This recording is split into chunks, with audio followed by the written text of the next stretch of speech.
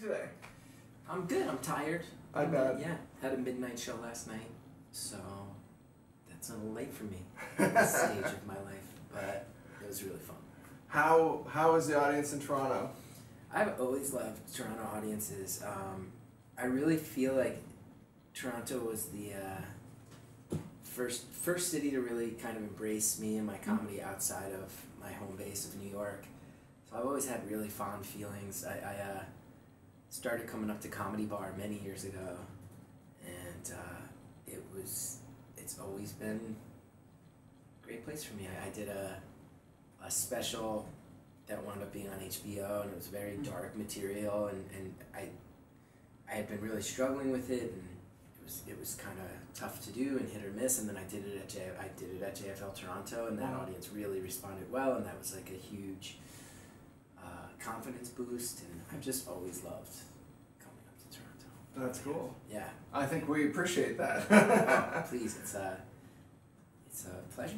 It seems like some cities certainly have more of an affinity towards comedy than others, say. Yeah. Do you find that there are pockets, or how do you judge that even? Yeah, I mean, there's definitely cities that embrace comedy more, and I think comedy's become such a booming thing that most places have it. What's really interesting is to see, what types of comedy they embrace. So I know that I can go to a place like Austin, Texas, and my brand of introspective storytelling will be fine.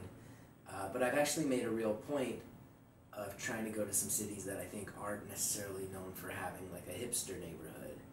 Because I think it's important as a comic to kind of challenge yourself and make your stuff universal. So this whole summer I've been touring, and the whole first half of the tour was cities I've never been to that I assumed would be a little bit of an uphill climb for me. And I feel like that's just part of being a comic, is trying to not stay in places that feel safe, but really challenge yourself. And how much does that affect the show when you're getting a feel for the crowd and realizing maybe stuff that you have to change? Does it change day to day, or is it more stuff that slowly evolves? I would say it's a combination of both. I've been in shows that I could feel the audience going, who is this sad nerd, and why is he saying all this sad stuff? Where I'm in my head realizing, there's things I have to change on my feet right now. And that's really scary, but it's also fun, Like, I've been doing comedy in New York for 18 years, and it's a long time, and I'll say there's something kind of fun about feeling like, I'm back on the tightrope. Like, this doesn't feel easy. This isn't a Brooklyn audience where I can be reasonably sure it's going to go well. Right. I'm in Syracuse, and a lot of these people have never heard of me, and they're here for the nachos, and if I want to keep their attention, I better step up my game, and it's fun. But then what happens is you get to the end of that weekend of shows, and you've changed stuff on your feet, and you've seen how to make it work in front of this crowd. Like, crowd in Syracuse is different than the one in Tempe, Arizona, and that's different than Salt Lake City. And you start to realize as you change things on your feet over time, and then there's certain things that start to work consistently everywhere. And in my opinion, that's when you know something's actually becoming good, is when it can play in Brooklyn and Austin, but it can also play in a club in a mall in St. Louis. At that point, if it's working for all those audiences, I think you've kind of really done the job. That's cool. I mean, so in other words, be better than the nachos is generally the takeaway. Yeah, you have to be more exciting than chicken fingers. That's mostly your job as a comedian. A lot of your job as a comedian is, can you outshine the guacamole tonight? And it depends maybe on the cook too, but yeah, there's some good guacamole in this world. There really is. So earlier this year, you announced the demise, I guess, of your show. The downfall of the Chris Gethard show, yeah. And I mean, I love the way you explained it, because, I mean, most people don't think about the production side of a show and the difficulties in making these shows work. For you, does this inform you in how you might do another show, or are you more focused on other things now? Well, I mean, it's odd. I mean, it was a defining experience of my life for 9 years doing the Gethard show. And it was fantastic, I must say. Thanks so much. Big fan. Thank you, yeah. And it was a great time. And outside of a comedic level, I met my wife through the show. Like, there's a couple that, my friend Murph, who was on the show, proposed to his wife on the show. Like, wow. Keith and Bethany, who worked on the show, are married and have a kid now. Like, there's a real sense of family that I have surrounding the show. So it was an immensely important thing to me, and I think I'll think about it forever, and it'll be something that the rest of my creative work is always kind of informed by. I've learned so much about how to make things and how to try to maintain integrity, and also kind of how to navigate the bigger world of executives and notes and things like that. Right. There's a part of me that looks at that experience and looks at technology and where it's headed, and my gears are turning right now of, you know, when you asked me about another show, I'm like, is TV a thing that's still something I want to do on a basic level? Would I want to spearhead something else on TV, because it's a high pressure system that is maybe not necessary anymore as an artist. Well, and especially considering the podcast, I must say, I'm sure it must be compelling to just have such a great other platform as well that you can focus on. And that's on something that's much more freeform. I mean, it's funny you say, I probably shouldn't say this into a camera, but actually there was one point when we were having a very tense week at the Gethard show this year, and the network was not happy with the things we wanted to do, and we were, you know, I will say, they were within their rights. Our numbers weren't good, so they were giving us notes, and I don't think we were too stubborn. But you hear these horror stories of people being divas. I don't think we're divas, but it was constantly, well, maybe we could do it this way or that way. No, that wouldn't satisfy our concern. Maybe we can do it this way or that way. And one of the development executives was like, thanks for, you know, so I know this has been a really hard week, but I think this is also just kind of how TV is.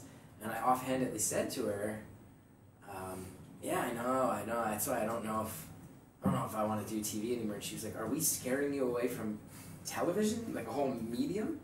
And I was like, well, you got to realize, like, I have my podcast, and it's really nice, and the people who listen to it are really kind, and I make decent money from it, and then I can also go out on the road, and I can sell tickets and do stand-up, and as long as I can get people to click download, and as long as I can sell a couple tickets, I have a career, and no one ever gets mad at me for it, no one yells at me. Like, and it's all yours. And the notes are just kind of in the response, right? The notes are that if I have enough bad episodes of Beautiful Anonymous, people will unsubscribe. That's all the notes I need. And then it's on me to work hard to make the show good again. If people stop buying tickets, that's all the notes I need when it comes to stand-up. So there's something about those mediums or those platforms that's just a little bit more of a meritocracy. And, you know, I mean, harder to get big exposure.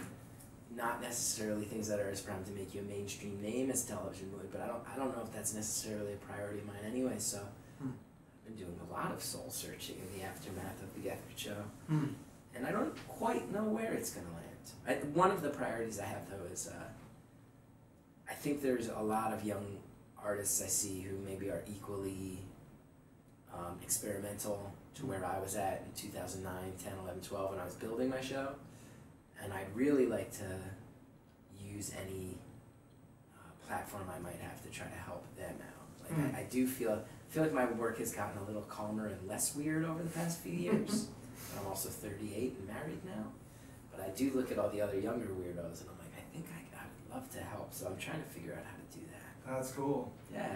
That's amazing. We'll see. Maybe they don't have to spend a half decade on public access to get an opportunity.